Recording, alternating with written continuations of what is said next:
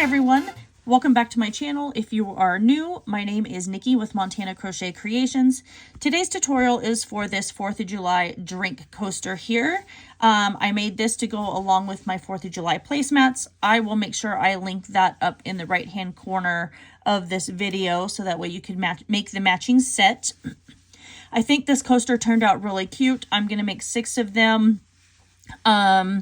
And I think that they'll be perfect for either inside or even outside on our picnic table. You're going to need a few items for this. Like I said, with my 4th of July placemat, I used Red Heart Super Saver. You're going to need just a scrap amount of white for this. I also used the blue is Royal and the red is called Cherry Red. You could use cotton yarn if you wanted to as well, but I just had regular yarn on hand. I didn't have these colors in cotton, so I chose to just use the regular yarn, which works just fine. You're also going to need a 4mm crochet hook for this. You will need a pair of scissors for clipping your yarn tails, and you're also going to need a yarn needle for weaving in those yarn tails. So go ahead and grab all of your supplies that you're going to need, and we'll get started on this 4th of July drink coaster. All right, let's get started on our 4th of July drink coaster here. So I am going to start with my magic circle. I will make sure I link that in the top right hand corner for you. It has a detailed description on how I do this with step by step. But I like starting with a magic circle because it really closes off that center and makes it a lot easier to work with. So we are going to start here with our chain 3. So there's 1, 2, 3, and now we're going to place 14 double crochet inside this magic circle. So 1, so this chain 3 is going to count as our first double crochet. So there's 1, there's 2, 3, 4, 5, 6, 7. I'll pull this a little tight so that way my circle is smaller.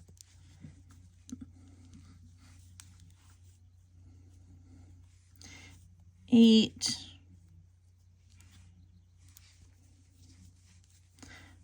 I missed a stitch on that one, so I just tear it out. This is 8, 9, 10, 11, 12, 13, and now 14. And then I'm just going to pull this tail tight, and you can see that closes that magic circle up nice and tight right there. And I'm going to come over and slip stitch to the top of that first chain 3. And then now we're going to switch to our blue yarn. So I'm just going to fasten this off, and I think I'm going to fasten it off and go ahead and weave in both of these yarn tails here. So get those woven in, and I'll meet you back here in a few minutes and we'll continue on, but we're going to move over to our blue yarn. So I wove in my yarn tails on that, and so now I have our center circle here. Now I'm going to attach my blue yarn, and you can attach it anywhere that you would like. I'm going to chain 3, so there's 1, 2, and 3. And I'm going to place a double crochet in this chain 3 space, because remember that chain 3 counts as our first double crochet. So now we have 2 double crochet in this same stitch. Then I'm going to place 2 double crochet in this next stitch, and 2 double crochet in the next stitch. And I'm working over my yarn tail. If you don't want to do that, feel free to weave your yarn tail in, but I'm going to work over the top of mine. And then I'm just going to continue placing 2 double crochet in each one of these stitches all the way around. When I come back to this chain 3 over here, I'm going to slip stitch to the top of that and then chain 3 again. At the end of round 2, you should have 28 stitches here. For row 3, I'm going to place a double crochet in my chain 3 space, and then 1 double crochet in the next stitch, and 2 double crochet in this next.